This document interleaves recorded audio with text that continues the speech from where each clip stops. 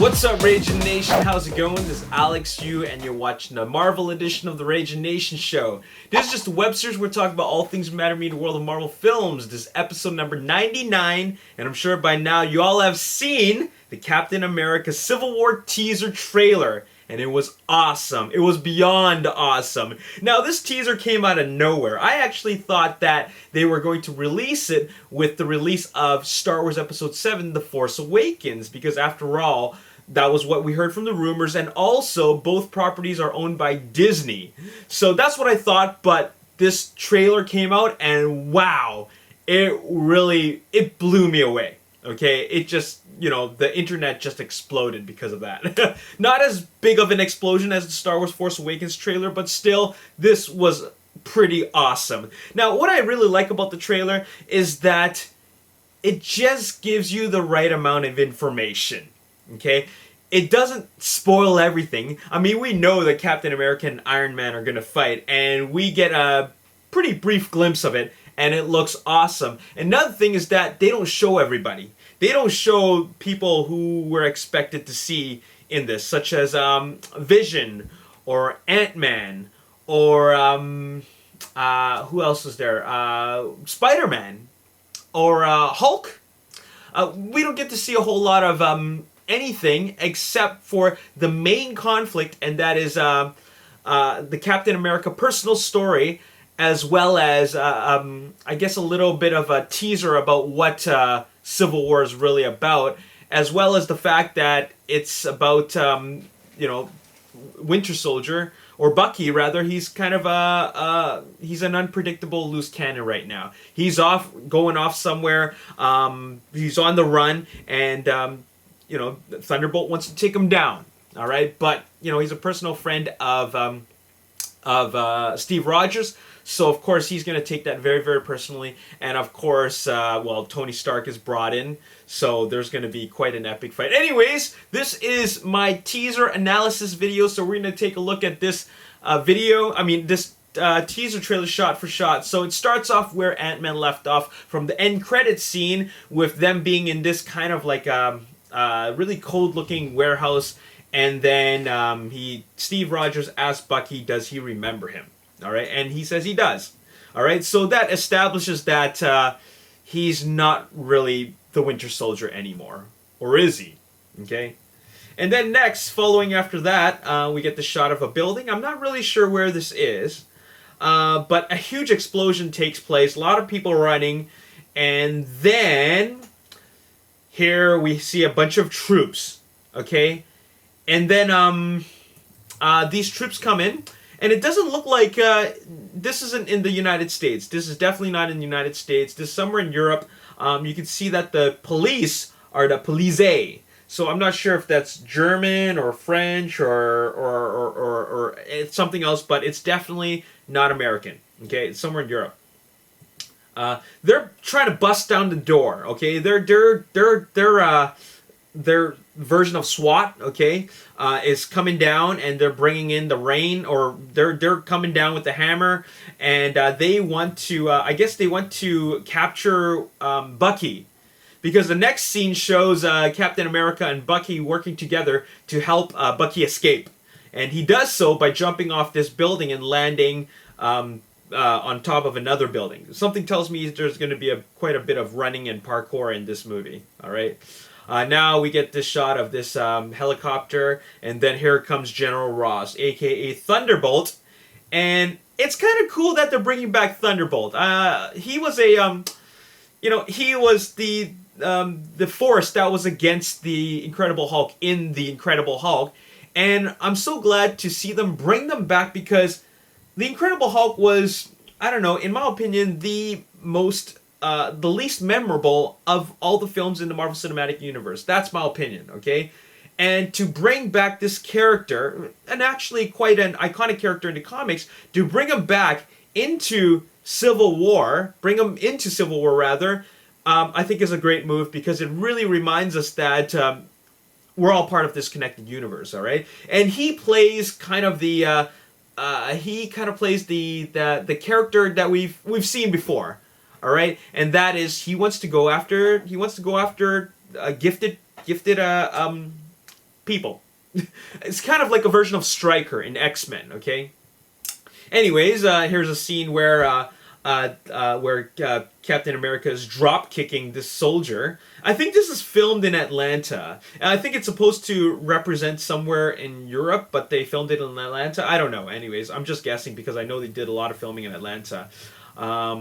And now here's the Avengers headquarters. I believe this is the same Avengers headquarters that was seen at the end of Avengers Age of Ultron. And here's Thunderbolt telling both Falcon and Captain America that, look, you guys are, he didn't say that they're reckless, but you can't be doing this under no supervision. You have no supervision. So, you know, how is this happening? This can't continue to happen, all right?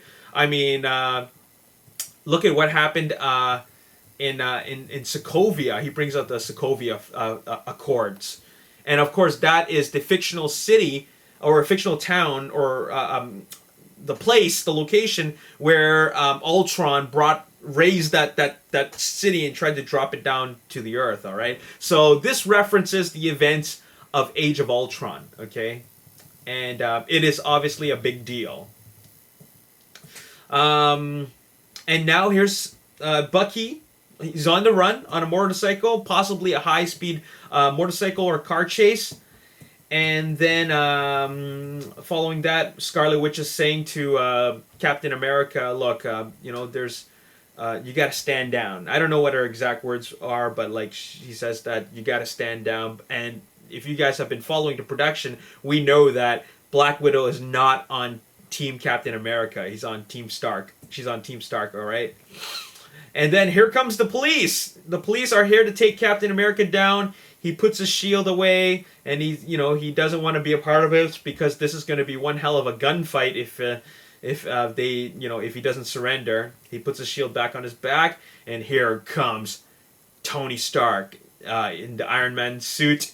And this is a little bit of a teaser for what's to come, but Iron Man is in this, and they're gonna fight.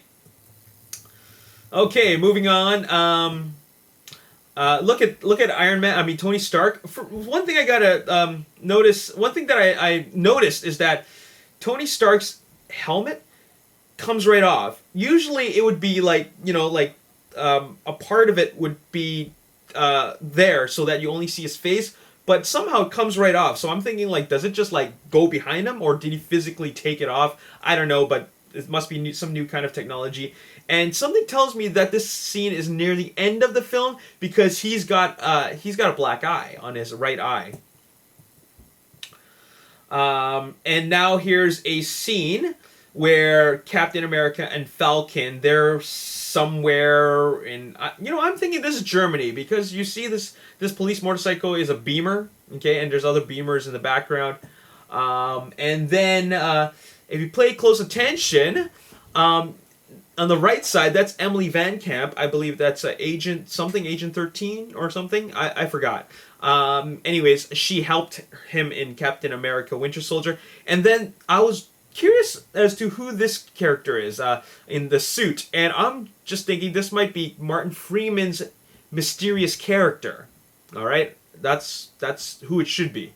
But I don't know who it is exactly.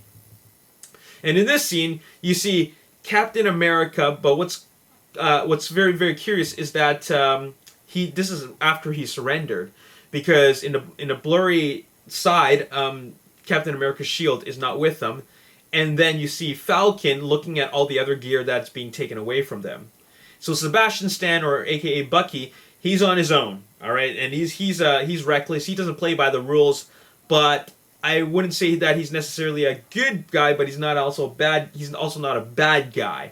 All right, so here he is collecting weapons, and Steve Rogers is putting his hand on his shoulder, saying, "Look, we're still friends," or something like that. I can't remember every word for word, but the look that Bucky gives Steve Rogers shows that we are still buddies. I'm by your side. Okay, so they're in it together. All right, and you know what I find about this relationship that they have is that Bucky is not really Bucky. He's also not really Winter Soldier. It reminds me of what Peeta was like in Mockingjay Part 2. I know this is kind of spoilerish, but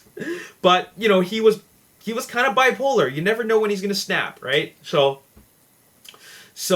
yeah, that's that. Moving on. This is where Tony Stark says to Captain America that, I really feel like punching you in your perfect teeth. And, that's Tony Stark humor for you. But then, Steve Rogers doesn't find it funny at all. Moving on. Oh, my favorite scene. Well, not my favorite scene, but this is a favorite moment. Falcon jumps off. Deploys his wings, and obviously you can see he's got the upgraded suit, which looks great. And then another scene shows this guy in a helicopter or van, and he's shooting at Steve Rogers, and there's another helicopter that's fallen. He's not in his gear, he's just in regular street clothes. And following that, now this is a really cool move, okay? So Falcon, he lands on the ground, he jumps up with his thrusters helping him propel himself, and then he does the split kick, and then he flips, and then he lands on his feet. It is beautifully executed. Very, very cool, okay? And actually, that's not the first time I've seen that move. I was watching there's a Chinese kung fu film called The House of Flying Daggers, and in the beginning of the movie, one of the characters does that exact same move. He does a split kick, spins, and lands on his feet just like that. Here's Black Widow, and then here's Captain America. He's jumping up from this truck, and then he lands onto this building, smashes his way through the window, and then he takes out more guards. Okay. And there seems to be a lot of this going on. Captain America taking down these guards. Now, here's a shot of Tony Stark in his new armor and War Machine, played by Don Cheadle, in his new upgraded suit. And then here is the team. This team caps right here. Hawkeye, Scarlet Witch, Captain America, and Winter Soldier. I don't know if you can call him Winter Soldier anymore. I think it's more appropriate to call him Bucky. But where's Ant-Man?